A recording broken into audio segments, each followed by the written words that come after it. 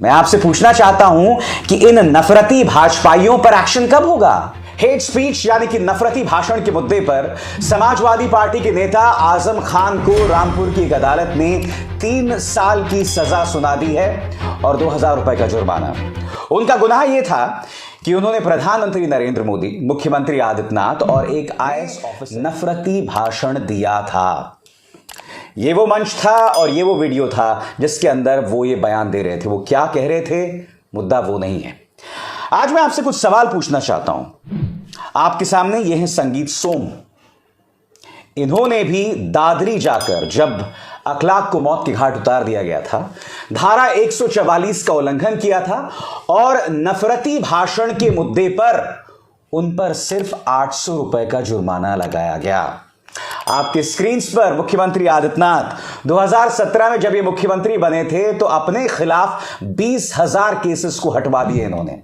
इनमें कई भारतीय जनता पार्टी के नेता थे। यही नहीं, अदालत में उस वक्त के चीफ सेक्रेटरी राहुल भटनागर ने कहा था कि 2007 में जो गोरखपुर में दंगे हुए थे और उस दौरान मुख्यमंत्री आदित्यनाथ ने जो नफरती भाषण दिया था, उस मुद्दे को लेकर मुख्यमंत्री आदित्यनाथ पर कार्रवाई नहीं की जा सकती, लिहाजा हम ये केस वापस ले रहे हैं। यानी कि भारतीय जनता पार्टी ने खुद अपने नेताओं के खिलाफ जो केसेस थे जिसके चलते दंगे हुए, क्योंकि हम ये नहीं भूल सकते कि मुजफ्फरनगर में दंगे हुए थे 2013 में, उसमें संगीत सोम का एक अहम किरदार था।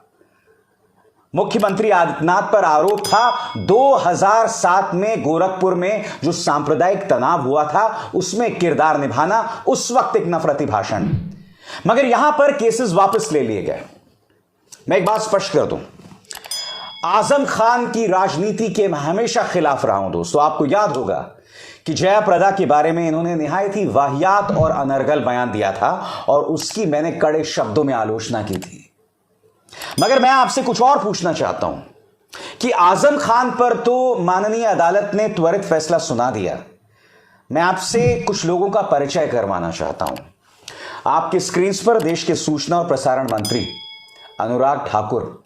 आप जानते हैं अनुराग ठाकुर ने क्या भाषण दिया था? मंच पर खड़े होकर दिल्ली के चुनावों के दौरान इस आदमी ने नारे लगवाए थे कि देश के गद्दारों को गोली मारो। और उसके बाद क्या होता है? ये दो युवा शाहीन बाग और जामिया पहुंच जाते हैं और गोलीबारी शुरू कर देते हैं। अगर नफरती भाषण की कोई परिभाषा तय की जाए ना, तो अनुराग ठाकुर का जो बयान था वो नफरती भाषण पर एकदम फिट बैठता है। क्योंकि मुद्दा ये नहीं था कि उन दो युवाओं ने आकर शाहीन बाग और जामिया में गोलीबारी की, नहीं, उसके बाद दिल्ली में दंगे भी हुए जिसमें 70 लोगों की जानें गईं।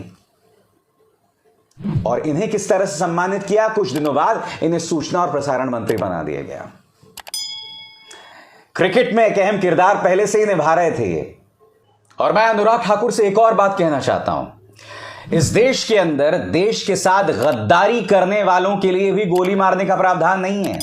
जी हां, आपके स्क्रीन पर एक आतंकवादी, इसकी हरकत को कैमरे ने कैद किया था, इसकी आतंकवादी गतिविधि को, मगर इसके खिलाफ भी पूरी कानूनी कार्रवाई चली, अदालत में पूरी प्रक्रिया चली और फिर इसे फांसी पर चढ़ाया गया। इस देश के अंदर भी जो नागरिक हैं जिन्होंने देश के साथ गद्दारी की है, उनके खिलाफ अदालत में पूरी प्रक्रिया चलती है और फिर उन्हें सजा दी जाती है, सजाए मौत दी जाती है। अफजल गुरु इसकी एक मिसाल है। मगर सबसे बड़ी बात, आप इस बात को बखूबी जानते हैं कि भारतीय जनता पार्टी की निगाह से देश का गद्दार कौन है? भारतीय जनता पार्टी की निगाह में हर वो पत्रकार गद्दार है, देश का गद्दार है जो बीजेपी से सवाल करता है। तो इसलिए जब अनुराग ठाकुर कहते हैं कि देश के गद्दारों को गोली मारो, तो ये जो बयान है कई मायनों में प्रॉब्लमैटिक है। आप हिंसा को बढ़ावा दे रहे हैं, आप अराजकता को बढ़ावा दे रहे हैं और आप देश के एक वर्ग के खिलाफ एक भीड़ खड़ी कर रहे हैं, हिंसा को लेकर उकसा रहे हैं। इसलिए मुझे लगता है कि अनुराग ठाकुर का भाषण एक हेट स्पीच था और उन पर भी कानूनी कार्रवाई की जानी थी, मगर नहीं हुई। और इसकी ढेरों मिसालें हैं। अब आपकी स्क्रीन पर प्रवेश साहिब सिंह, हाल ही में इन्होंने मुसलमानों के आर्थिक बहिष्कार को लेकर एक निहायत ही विवादास्पद बयान दिया था। अगर हेट स्पीच कुछ हो सकती है ना, तो यह उसकी परिभाषा है। और बात यहां नहीं रुकती। उसी दौरान प्रवेश साहिब सिंह ने कहा था कि शाहीन बाग के लोग आपके घरों में घुसकर आपके परिवार की महिलाओं के साथ दुष्कर्म करेंगे।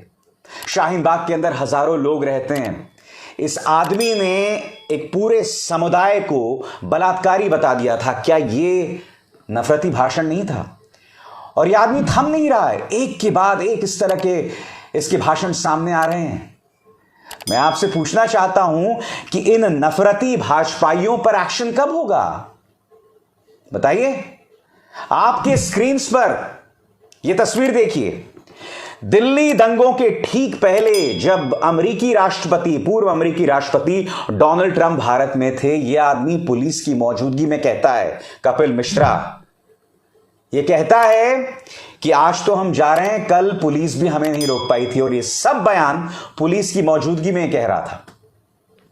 इस पर कोई एक्शन हुआ? नहीं हुआ, क्योंकि मैंने आपको बताया था कि इसके इस भाषण के बाद बाकायदा व्हाट्सएप ग्रुप्स तैयार हो गए दोनों पक्षों की तरफ से, हिंदुओं और मुसलमानों।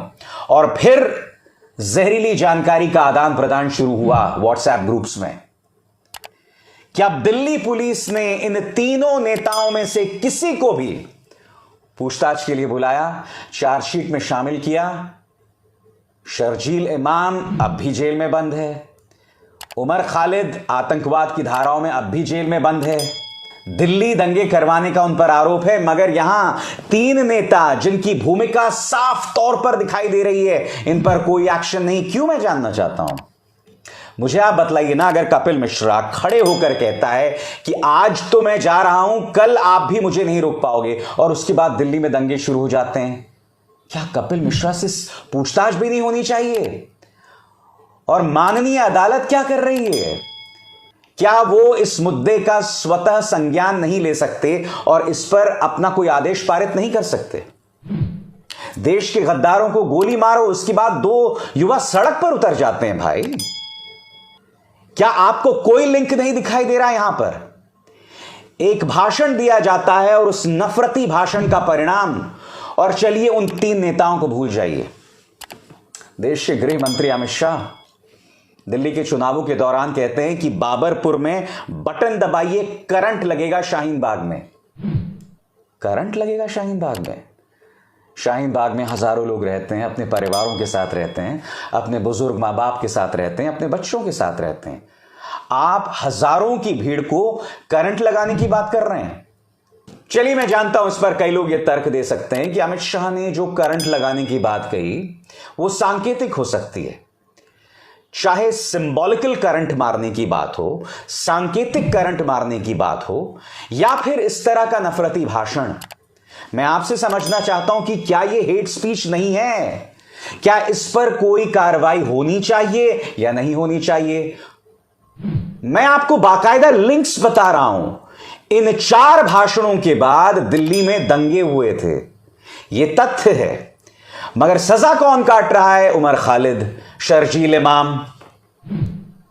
और उमर खालिद के बारे में तो कहा जा रहा है कि उसका जो भाषण था उसमें वो संविधान की भी दुहाई दे रहे थे। दिल्ली पुलिस ने जब शुरुआती केस बनाया था, वो शुरुआती केस बनाया गया था भारतीय जनता पार्टी के प्रचार तंत्र का जो मुखिया अमित मालवीय, उसके ट्विटर टाइमलाइन पर उमर खालिद का आंशिक भाषण था, भाषण का एक छोटा सा हिस्सा था। उसके आधार पर दिल्ली पुलिस ने केस बनाया। अमित मालवीय जो बीजेपी से जुड़ा हुआ है, ऐसे तो दिल्ली पुलिस काम करती है। आपके स्क्रीन पर सिद्दीक कप्पन, केरल के पत्रकार, ये हाथरस पहुंचे भी नहीं थे, मगर इन पर आतंकवाद की धाराएं लगा दी गई। हाल ही में अदालत ने इन्हें रिहा करने के आदेश दिए, मगर फिर प्रवर्तन निदेशालय ने मनी लॉन्ड्रिंग के मामले में इन्हें फंसा दिया। वो अब भी जेल में है। यानी कि सिद्दीक कप्पन ने तो गुनाह भी नहीं किया था, मगर ये फिर भी जेल में है। मैं आपसे समझना चाहता हूं, जो आपको तमाम मैं मिसाल दे रहा हूं, क्या ये इंसाफ है?